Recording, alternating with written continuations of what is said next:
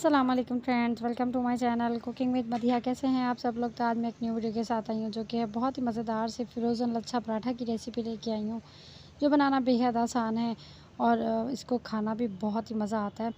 और उसके साथ मैंने जो कबाब बनाए थे, शामी कबाब, उसका मैंने जो फ़ाइनल था मतलब वो मैं आपको दिखाना मैंने नहीं दिखाया था क्योंकि मैंने उसको फ्रीज़ करके रखना था, तो वो मैंने नहीं दिखाया था। तो इसमें मैंने आपको वो भी फ्राई करके दिखाने हैं।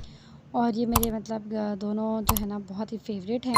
चैनल पर नहीं है तो चैनल को सब्सक्राइब कर लीजिएगा। बिस्मिल्लाह पढ़ते हैं, बनाना स्टार्ट करते हैं। तो यहाँ पे मैंने 4 कप के जितना मैदा ले लिए है। मैदे को अच्छे से छान लिया था। फिर मैंने 4 खाने के चम्मच जो है मैंने यहाँ पे घी ले लिया था, डालडा घी। वो अब मैंने इसको मतलब मेल्ट कर लिए है। फिर मैंने 1 खाने का चम्मच यहाँ पे चीनी पिसी हुई ऐड कर दी है। 1 टीस्पून इसमें डाल दिया है नमक का। चीनी मैंने इसमें पिसी हुई यूज़ की है। आपके पास अगर पिसी हुई नहीं है तो आप साबुत भी यूज़ कर सकते हैं। और उसके बाद यहाँ पे नीम गर्म पानी से फिर मैंने इसको गूँध लेना है। आटा हमने थोड़ा-सा मतलब नॉर्मल रखना है, सख्त रखना है आटा, क्योंकि आपको पता है मैदा जो है ना बहुत जल्दी नरम भी हो जाता है, बहुत जल्दी सख्त भी हो जाता है। तो इसको आपने मीडियम गूँधना है, ज़्यादा नरम या ज़्यादा सख्त नहीं करना। देखिए आपको इसके टेक्सचर से भी पता चल रहा होगा कि कितना सख्त है, इतना आपने आप इसको गूँध लेना है, ठीक है। फिर इसको गूँधने के बाद आपने इसको अच्छे से इस तरह से हाथों से मसल लेना है। जितने अच्छे से इस तरह से आप मसल के रखेंगे, इससे ये होगा कि आपका आटा स्मूथ हो जाएगा। फिर उसके बाद यहाँ पे 1 1/2 टेबल स्पून के जितना इसमें घी ऐड कर देंगे। घी में भी इसको अच्छी तरीके से हमने फिर मसल लेना है। इससे ये होगा कि हमारे जो पराठे हैं ना वो बहुत ही खस्ता और बहुत ही मज़ेदार बन के तैयार होते हैं, क्योंकि घी से आपको पता है कि उसमें एक क्रंचीपन आता है। फिर मैंने आटा सारा एक बाउल में ऐड कर देना है, मतलब ऊपर से इसके तो हल्का सा घी लगा देना है और इसको ढक के ओवरनाइट में इसमें जो है ना इसको रख दूँगी।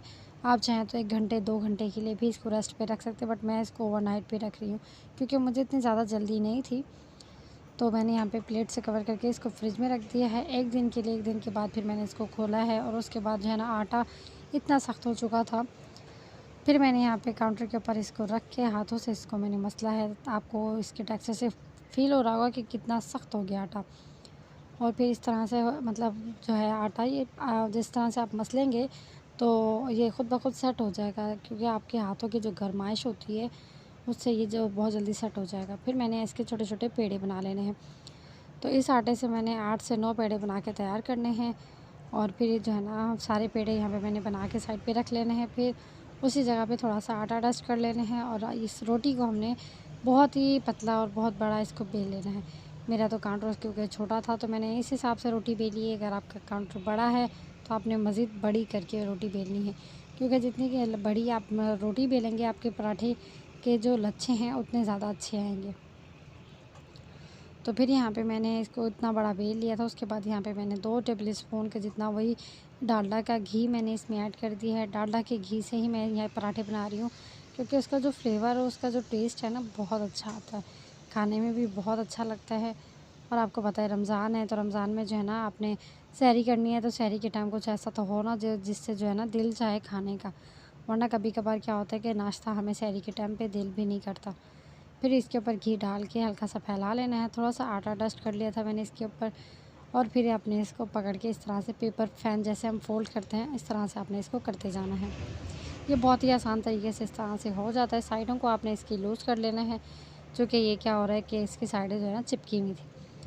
तो आपने इस तरह से पकड़ते जाना है और इसको आपने अपनी मुट्ठी में बंद करते जाना है। इससे ये होगा कि इसकी जो है ना लेयर एक अच्छे से बन जाएगी। तो देखिए यहाँ पे ये हो गया है। तो अब इसको अपने फिंगर पे आपने लपेट लेना है इस तरह से। फिंगर पे लपेट के आपने एक पेड़ा तैयार कर लेना है। और फिर जो इसका ये जो कोई ये वाला पार्ट है, इसको अंदर की तरफ आपने फ़ोल्ड कर देना है इस तरह से। तो यहाँ पे ये एक पेड़ा बन के तैयार हो चुके हैं। मैंने बाकी के भी पेड़े यहाँ पे बना के तैयार कर लेने हैं। तो देखिए यहाँ पे मैंने सारे पेड़े बना के तैयार कर लिए हैं। तो इसमें से एक पेड़ा उठा के हमने इसको इस तरह से ऊपर से हल्का सा प्रेस कर लेना है ऐसे करके, और इसको गोल सा शेप दे लेना है। फिर इसको इस तरह से आपने हाथों से ही इसकी जो है ना शेप देना है। इसको जितनी पतला या जितना मोटा आप इसको रखना चाहते हैं, आपने इस तरह से फिंगर की मदद से ही इसको बड़ा कर लेना है। रोलिंग पिन का आपने यूज़ नहीं करना, उससे ये होगा कि आपके जो लच्छे हैं वो दब जाएंगे। बाज़ वक़्त कभी ये शिकायत ये आती है कि आपने सही से नहीं बताया था तो हमारे लच्छे खुल के नहीं आए थे। तो ये जो टिप्स होती हैं आपने इसका ख्याल करना होता है, वरना फिर आपकी जो है ना मिस्टेक्स आ जाती हैं।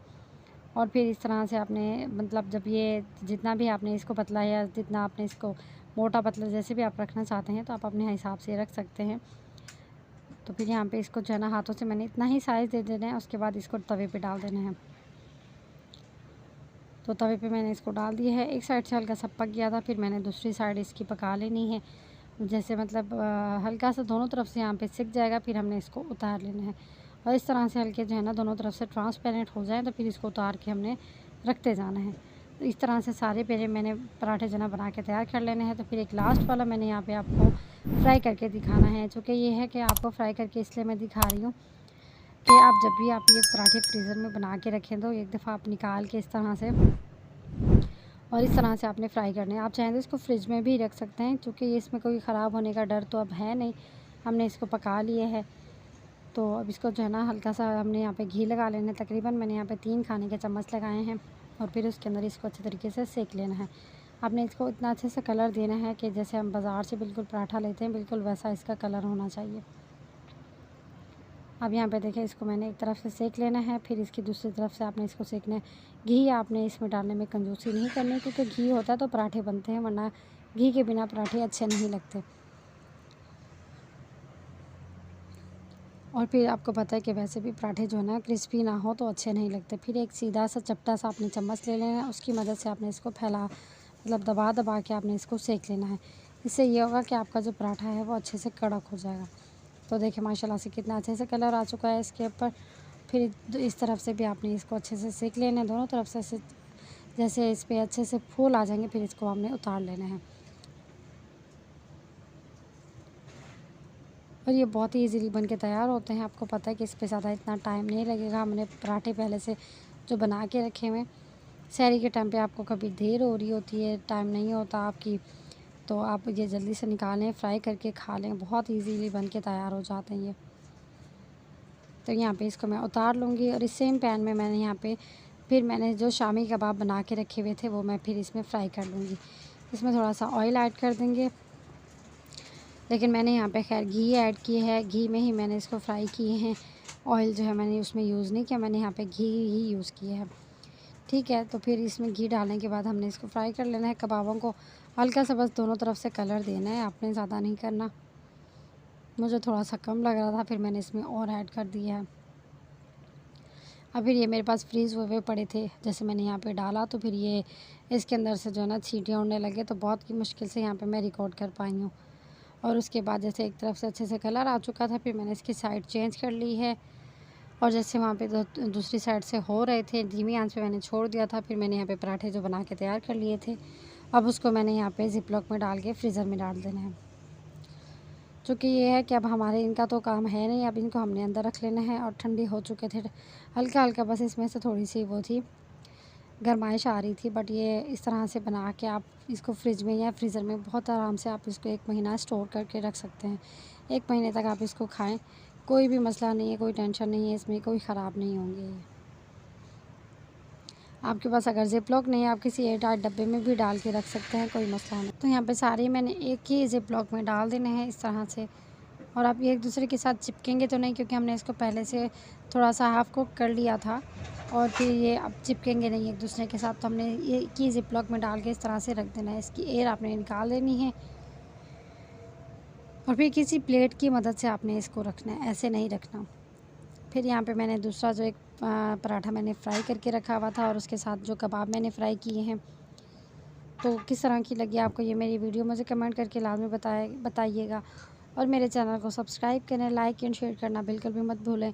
और आपने ये जब भी पराठा बनाना है इस तरह से आपने उसकी साइडों को दबाना है, ताकि इसके जो लच्छे हैं वो अच्छे से खुल के आएँ। आपको इससे फ़ील होता है कि आपने कितनी अच्छे से मेहनत की है, आपको पता चलेगा आपने क्या पकाया है।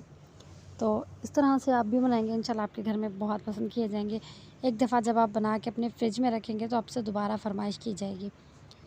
बहुत ही आसान तरीके से ये बन जाते हैं, बहुत ही कम टाइम में आप इसको बना के फ़ौरन से सर्व कर सकते हैं। तो इसी तरह से आसान और क्विक रेसिपी आपके लिए लेके आया करूँगी। मिलती हूँ अगली वीडियो में, तब तक के लिए अपना बहुत सारा ख्याल रखें और मुझे दे इजाज़त। अल्लाह हाफ़िज़।